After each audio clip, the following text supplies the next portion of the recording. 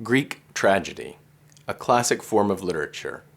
Drama, a spoken form of dialogue performed on a stage. These plays, produced in classical Athens, would raise timeless questions of justice. And no play has had such an enduring impact as Sophocles' Antigone.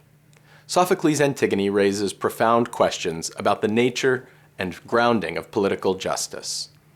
Sophocles' play The Antigone is part of what's called the Theban Cycle, that is, the cycle of stories set in ancient Thebes. It's one of the characteristics of Athenian tragedy, that it's almost never set in contemporary times. That is to say that the subject of tragedy is myth. Tragedies are set in distant times and places. They're part of myths, cycles of stories that were known to the Greeks. And in fact, tragedies aren't suspense stories. That is, you know the ending in most of these cases. These are part of the public shared systems of belief. But in the hands of the playwrights, they're used to create stories that ask profound questions. The Cycle of Thebes, the stories about Thebes, would produce some of the greatest tragedies of 5th century Athens, like the Antigone, like Oedipus the King, and like Oedipus at Colonus, three of the most famous plays of the great tragic playwright Sophocles. The story of Oedipus is well known. It's where we get the phrase Oedipus complex, where Freud draws this language. It's simply part of the Western literary tradition. The story is that there was once a man named Oedipus who'd been exposed by his parents, who feared a prophecy that their son would kill them. Oedipus was raised as a foundling, that is, he's collected as an infant in the wild and raised by a shepherd, and grows up not knowing his true birth or his true parentage.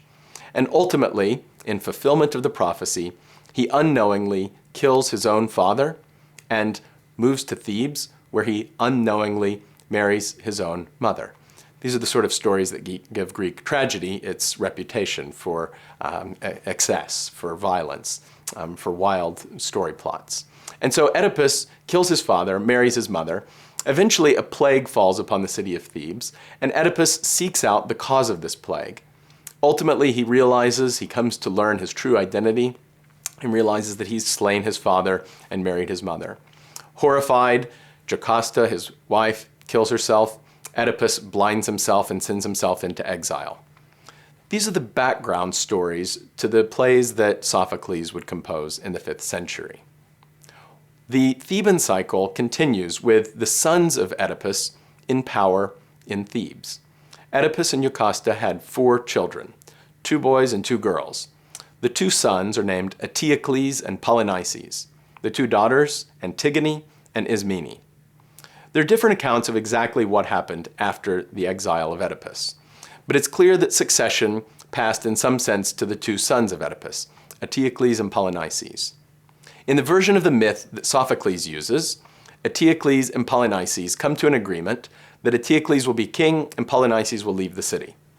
But in fact, Polynices has become jealous, has raised an army, and has attacked his brother, has attacked his native city with an army of foreign Argive soldiers.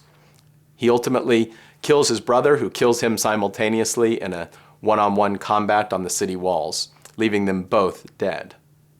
After their death, the rule of Thebes passes to their uncle, Creon.